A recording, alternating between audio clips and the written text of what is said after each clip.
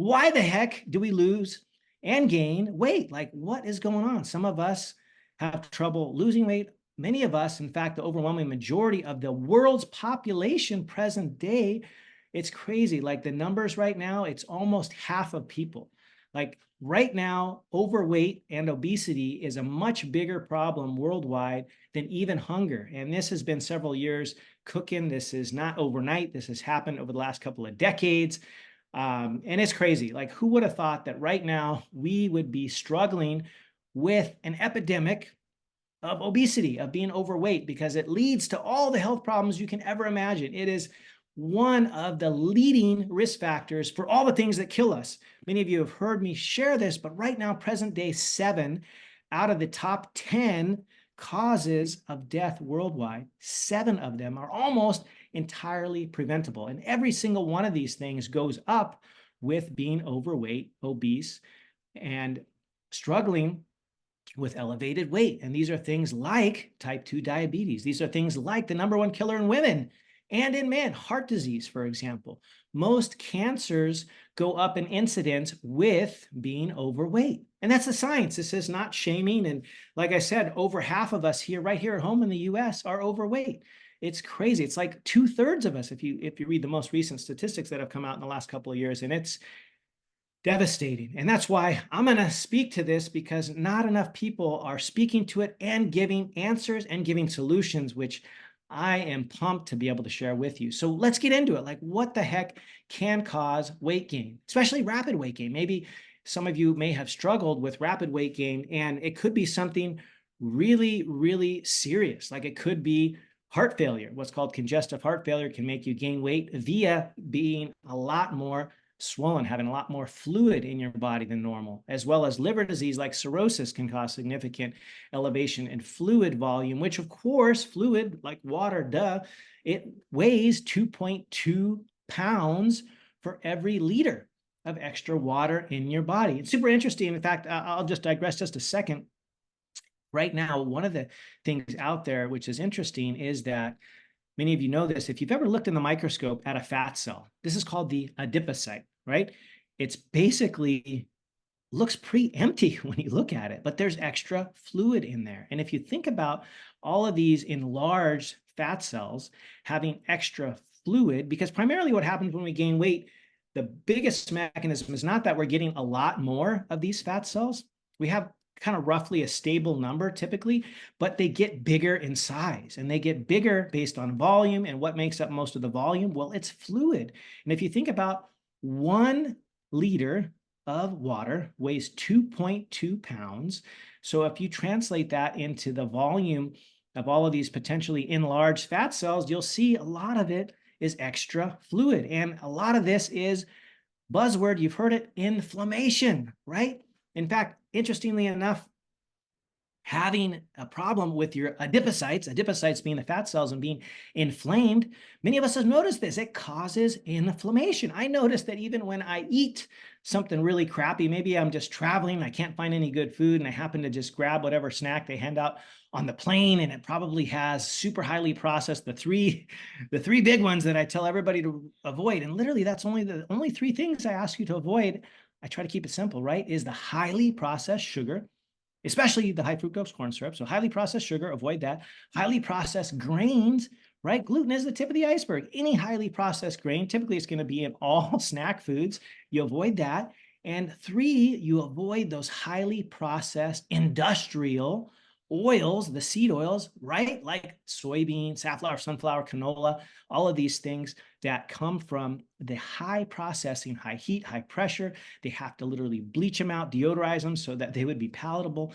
But all these processed oils, anything other than the naturally occurring oils that you can make with simple direct squeezing or pressure, like olive oil, right? Extra virgin olive oil is great. Avocado oil, coconut oil, these oils are typically made just with slight pressure. There's no high heat. There's no having to deodorize them and having to bleach them. None of this stuff. But the highly processed oils, if we can avoid them, along with highly processed sugar and grains, we are off to an amazing start. And guess what that'll do? It'll decrease inflammation. So you'll feel well, way, way, way better. And you'll lose a bunch of weight right away. But some of these rapidly causing weight gain, things like I mentioned, heart failure, liver disease called cirrhosis. Even if you have a significant thyroid disorder, this can cause rapid weight gain, hypothyroidism. And there's a lot of reasons for it. And you don't know unless you get checked. So getting under the hood. And so one of the things I'll recommend with this podcast is that you go to your healthcare provider, especially if you're struggling with weight gain, and get some things checked, including your thyroid, right? You should get that checked. And a baseline TSH, which many of them will do, is just not enough. And so if you want more, you can reach out to me. You can listen to my previous podcast or two that I've done on thyroid, where I get down into the weeds. I explain a lot of important testing. There's another condition that's also thankfully pretty rare, but it's interesting because it has a lot of corollaries with having excess stress, because stress causes increase in this hormone called cortisol. But there is a syndrome called Cushing's, that's Cushing, Cushing's syndrome, which can cause the body to make too much cortisol. And when you have too much cortisol, well, guess what? You gain weight. And that's for a lot of reasons. In fact, we'll just touch on this right now because we're in this vein, if you will, of talking about the corticosteroids like cortisol and how it triggers weight gain, because probably the most common reason right now, present day, that many of us are affected by weight gain is stress. Yes. Does stress cause weight gain? Well, absolutely it does. And through a couple of mechanisms. In fact, I'm going to share with you kind of a cool recent study that I found, which is in the Frontiers in Endocrinology, which is pretty recent, just the 8th of January of 2023.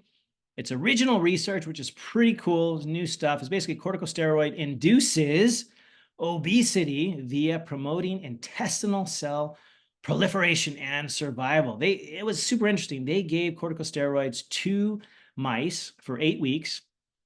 They had one group, which is the control group, that they didn't give any corticosteroid to, and they gave the other group the treated, if you will, or the group that got the corticosteroid for 8 weeks. And they gave them both groups actually had the same diet. So the same amount of calories, same amount of intake, same exact diet. And what they found is that those that were getting the steroids had weight gain, whereas the others, not so much. There was a significant difference in weight gain, but also they found that the intestines, especially the small bowel, which is where we absorb nutrients, were a little bit different. The small bowel proliferated. They got more cells, they got larger cells, they got increased tissue there, and increased absorption of certain, we can just call them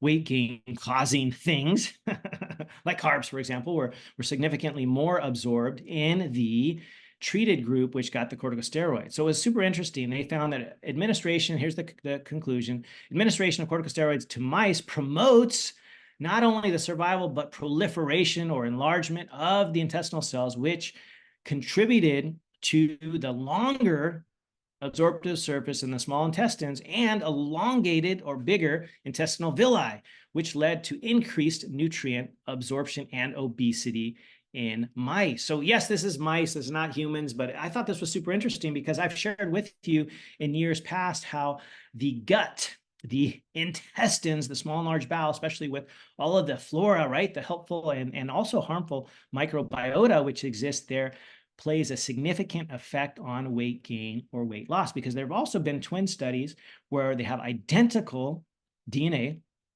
and they've looked at the sampling, if you will, the bacteria that live in the gut of the thin or lean twin versus the overweight twin. And then they've taken that sample and transplanted it into mice. And what they found is the lean twin sample of microbiota, the bacteria right from the intestine, when it was given to the mice, they stayed lean. And they got the same diet, once again, as the treated group, which got the intestinal flora or the bacteria from the overweight twin. They also had the same diet as the other mice that got the bacteria from the lean twin, but they gained weight because of the microbiota, the bacteria in the intestinal tract that was given them from the overweight mouse. So that didn't give us anything mechanistically, but I thought this was super interesting that this study provided some insight into weight gain and one of the reasons for it with increased corticosteroid, which primarily occurs In our population, not so much, thankfully, in that condition called Cushing's, because it's just kind of rare, but it happens much more often with chronic stress. With chronic stress, we get overwhelmingly increased corticosteroids, primarily cortisol, which leads to more inflammation. It leads to more weight gain, but it also leads to a whole change in cravings. And that's beside the simple fact that they just discovered about these mice that had proliferation of their intestinal villi, as well as the length of the intestine. So they're absorbing more calories and they gained weight as well. That was one of the additional mechanisms that we never even heard about. So having chronically elevated glucocorticoids like cortisol, for example, which is up in this condition called Cushing's, which thankfully is not that common. And more commonly right now, present day, is elevated cortisol from elevation or chronic stress. So yes, stress in a chronic sense is not so awesome. In smaller doses, it can be life-saving, right? If you're being hunted in the jungle by a tiger or something like that, or in a dark corner of a big city, and you're trying to get away from maybe somebody that's following you or whatever it may be, or you're just running a basketball game, or you're trying to have the energy for doing some sport or something, it's important to have a little bit of good stress or eustress to crank up that cortisol acutely, but not for the long term. Long-term elevation of cortisol is no good, not only because it increases our weight, but it increases inflammation. It also jacks with our hormones. It messes with the hunger hormone, right? That's called ghrelin. It cranks that up. It makes us hungry all the time. In many cases, other folks that get super stressed out don't eat. So it could cause weight gain or weight loss. And I've seen both.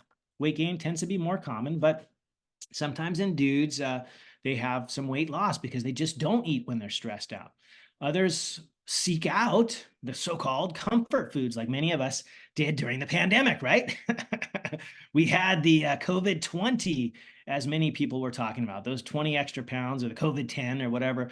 We had some extra pounds of weight gain, usually around the midsection, which happened because we were eating those comfort foods, which tended to be highly filled with the three things I always ask people to avoid, right? The highly processed foods, the highly processed sugars and the grains and the seed oils is primarily what those comfort foods, especially anything in a package, tends to have. But also, like I mentioned, the high stress, increasing cortisol messes with other hormones, because cortisol will mess with your ghrelin. It just makes you feel hungrier. It also messes with leptin.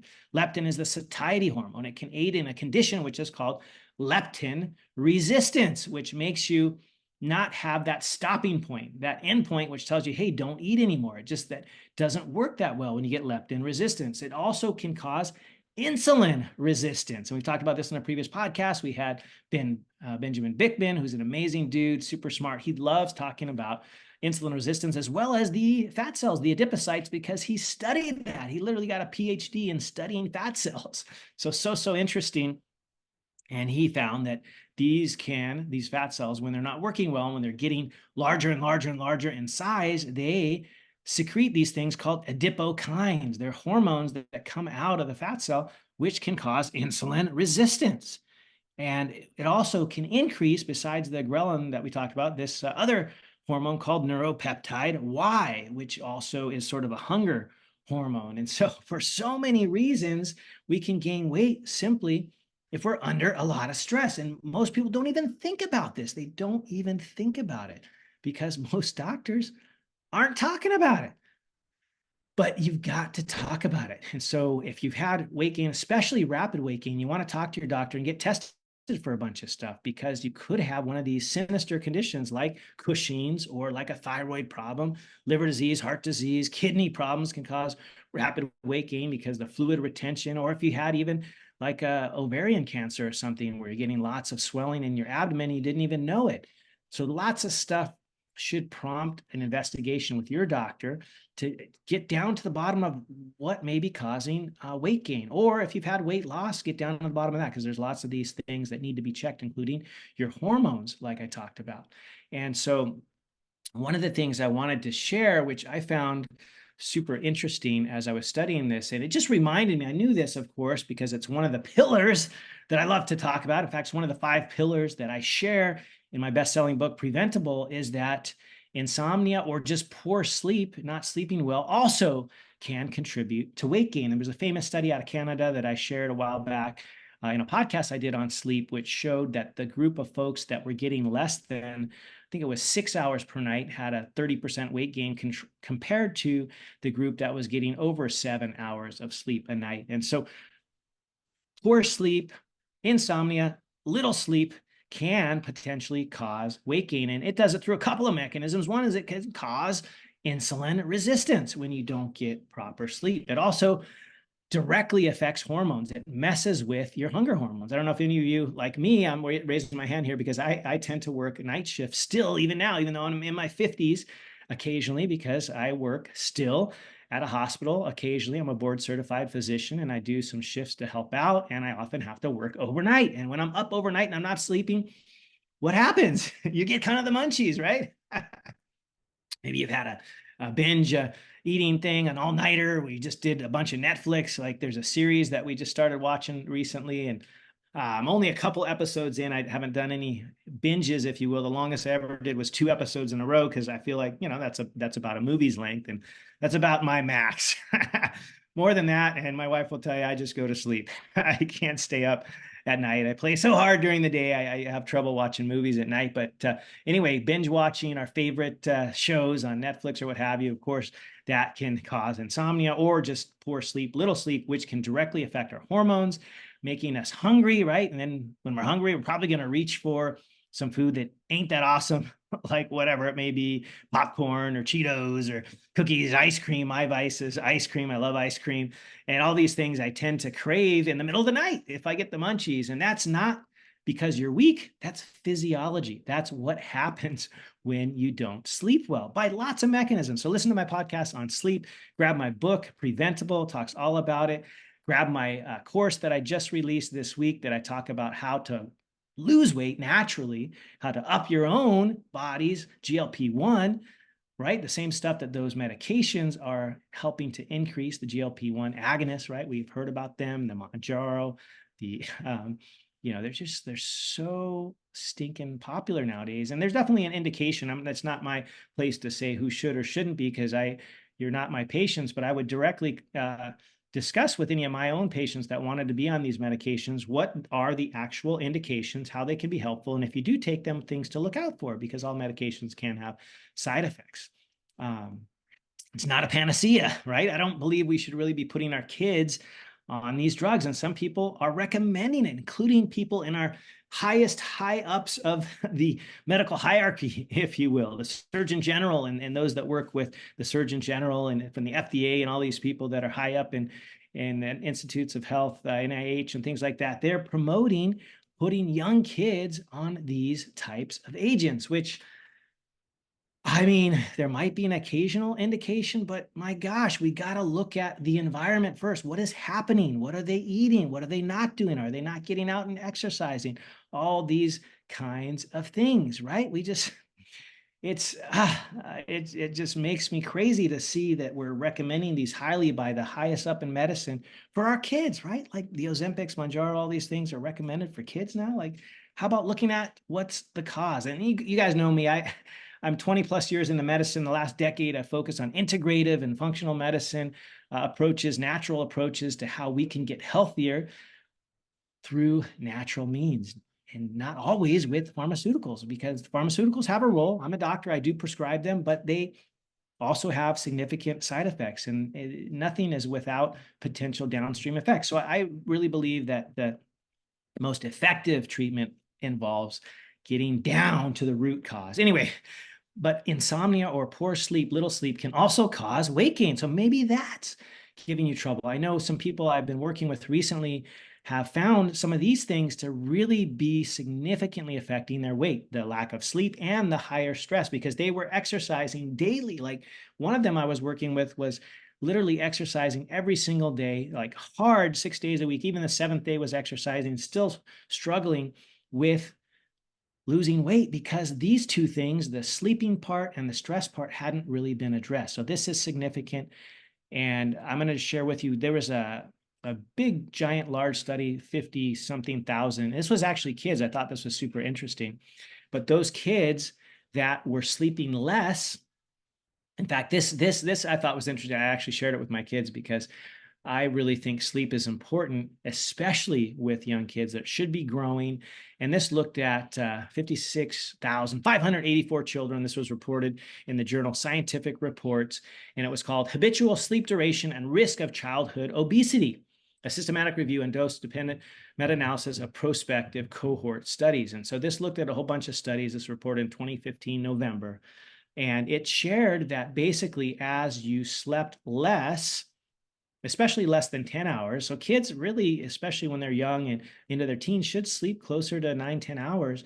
And when they weren't, maybe they were up on their phones. I don't know what they didn't really address that. But when they weren't, it said that they significantly had an increase of the propensity to be overweight or obese.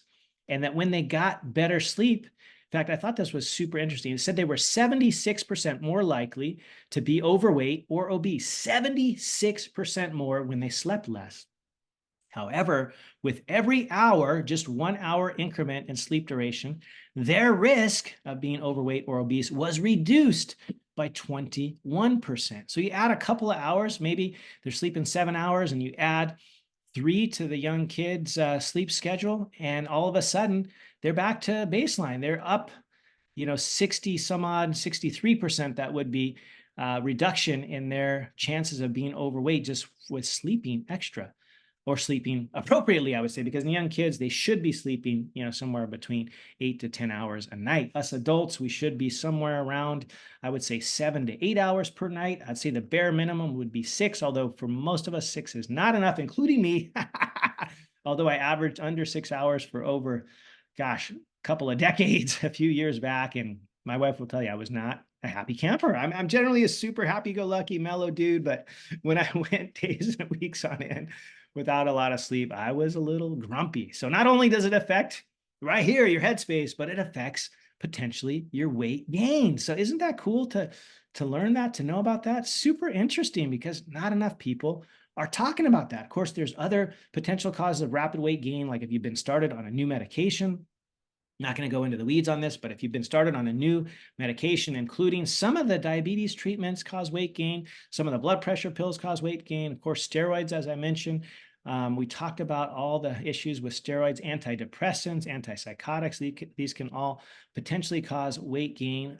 So super interesting stuff. And I'm not going to say that these medications don't have a role, because they absolutely do. However, you got to be paying attention, because any medication can potentially have adverse side effects. And what I was mentioning, and I'll just share this review, I thought this was super interesting. This was from the Frontiers in Endocrinology just 2 years ago, not quite 2 years ago, August 9th of 2022.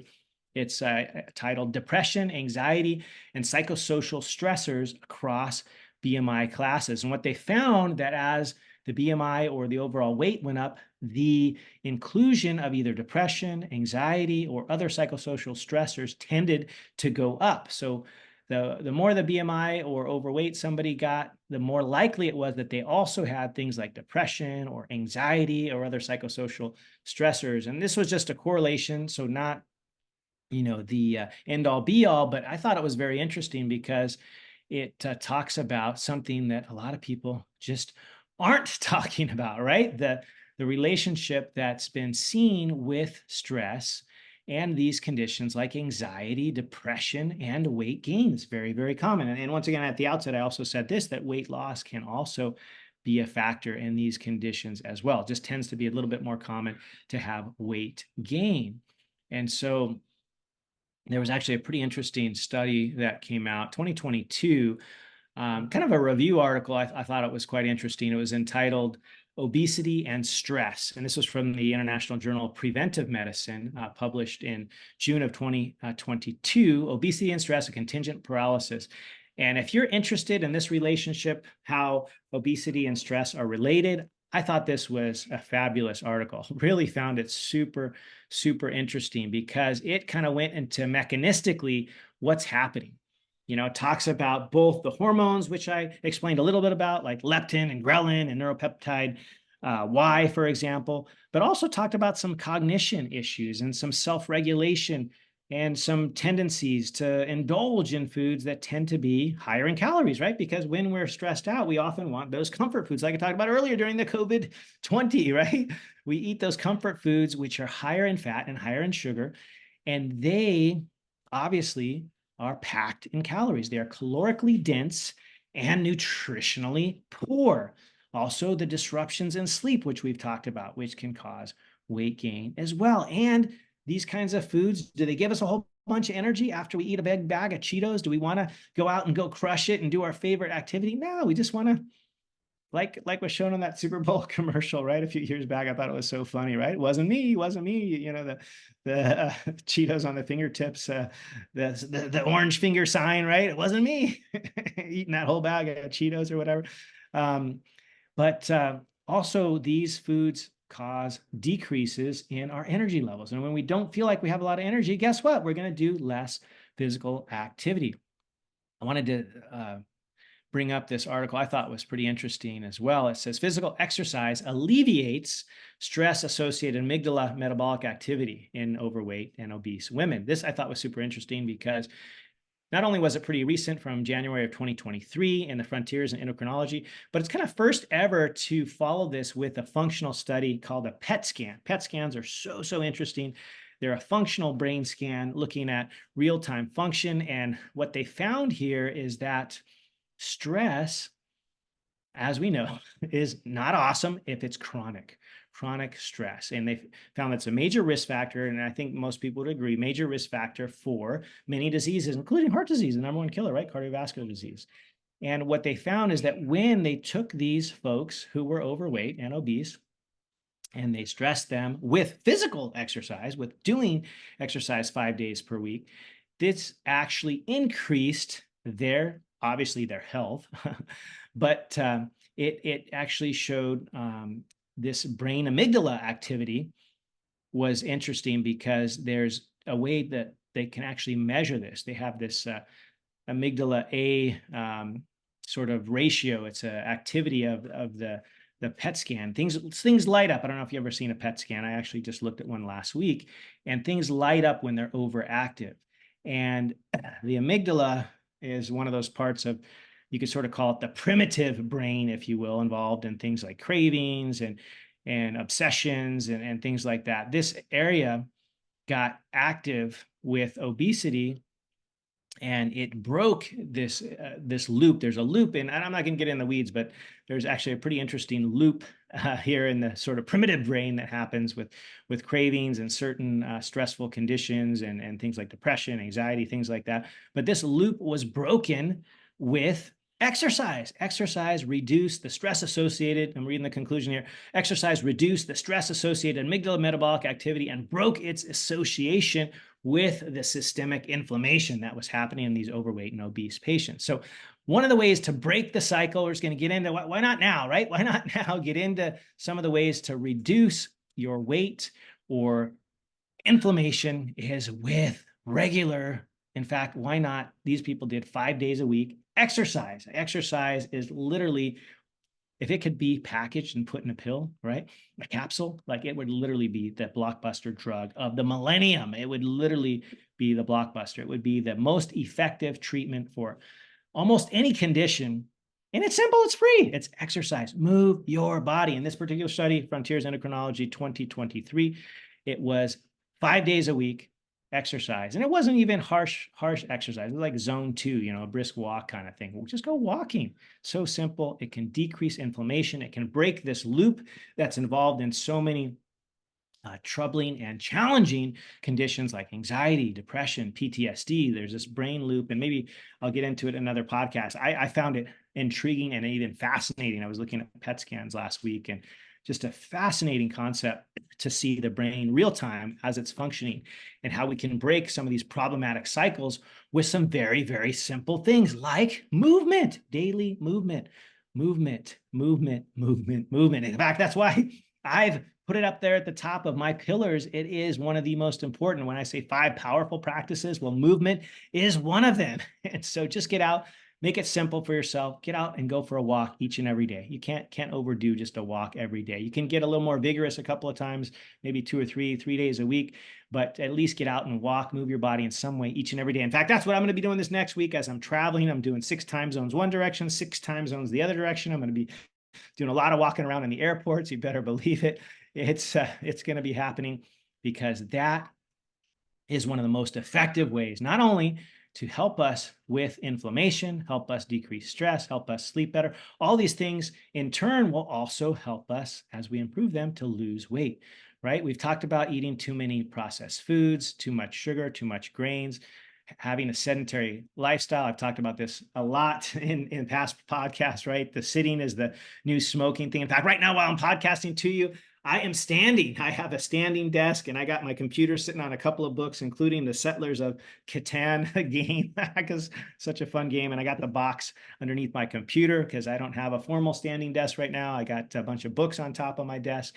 And so just do simple things like go for a walk each day, try to stand more, maybe stand for a couple hours when you can. Maybe if you can take a work call on a walk nowadays. One of the best things from COVID is a lot of our work stuff we can do online, whether it be via Zoom or via phone call, conference call, whatever.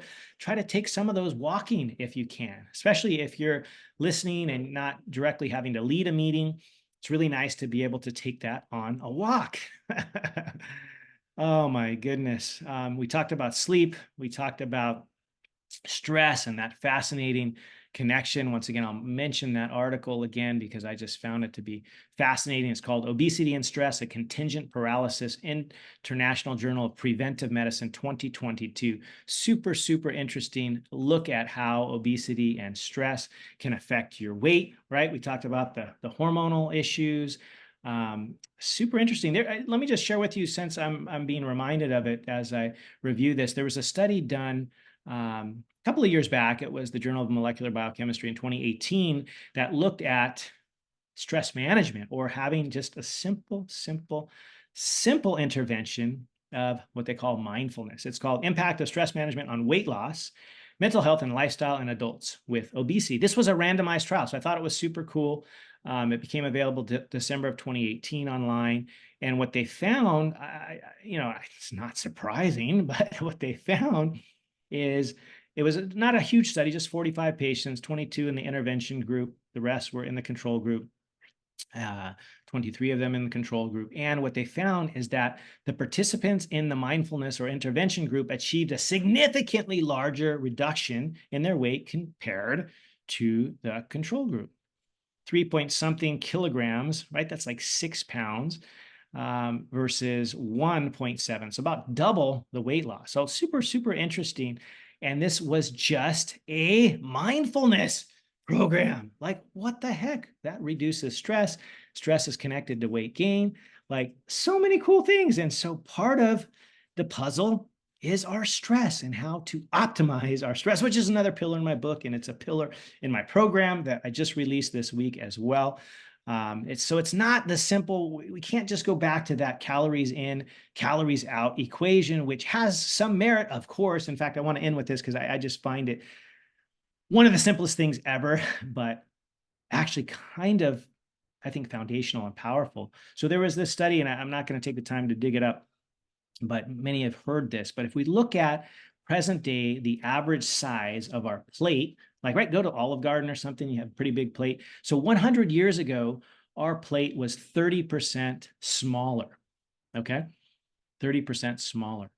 In fact, it's actually even smaller than that because it was based on the diameter. And I think present day, the diameter is at least 30% larger. But when you look at diameter, we know that half of that is the radius, right? And when we look at the area, that means the size, the overall surface area of a plate, it's pi, 3.14, blah, blah, blah, times the radius squared. So squared means you multiply it by itself. So it's actually more than 30%. 30% was just in a simple measurement there, going across the plate of the radius and diameter. But if you take that into surface area, it's even a bigger and more pronounced increase. But here's the bottom line.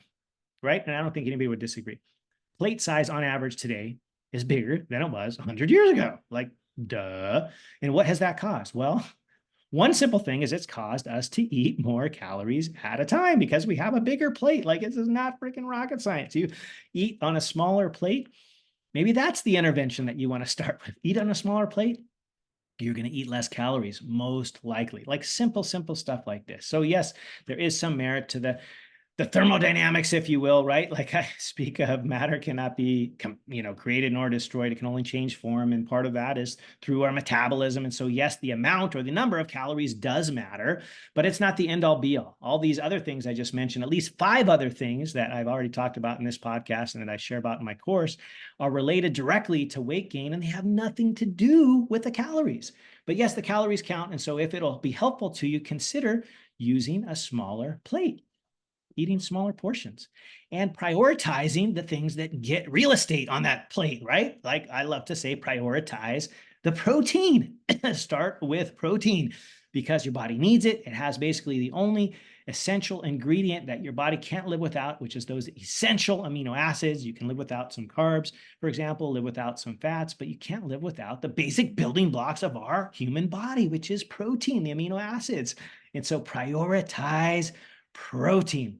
Anyway, I've gotten a little bit on my soapbox, but there's so many important, simple things what you can do to optimize your health and your weight. So if you want to lose some weight and you want to do so naturally, come join me, join this movement. Make sure you're subscribing, following along here with the podcast. Check out my new course. It'll be linked in the show notes. This is an intensive natural weight loss course where you'll get some actually one-on-one time with me, which I've never done before in a course setting. I actually am opening up a private practice one-on-one to help you individually. If you're interested in that, it'll be opening up at the end of July, just this summer.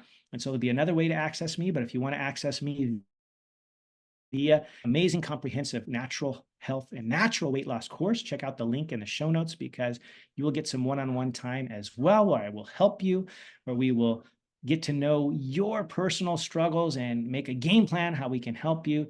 And I just want you to know that health, and even better health and optimal health is possible.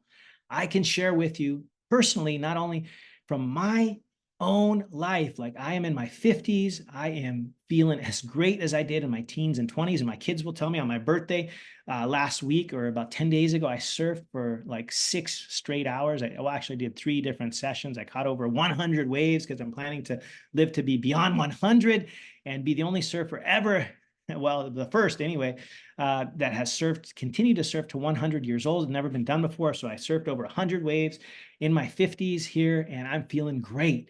And it wasn't always the case, but I've learned to optimize these simple, practical, doable, natural steps, and it is possible. So wherever you are today, health, wellness, energy, increased energy, weight loss, if that's your goal, weight gain, if you need to do that, whatever those health goals you have can be achieved. Don't count yourself out. It is not too late. It is not too late. You are not too old. You are not too late.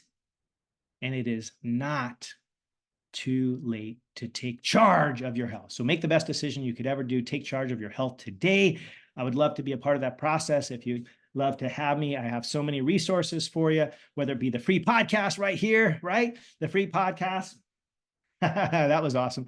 The free podcast or all the different posts I put out there on social media, those are all available to you. You can join one of my groups. You can get my course that I just released. You can join the wait list for my private practice, which is starting up here at the end of July. So just in about a month or so.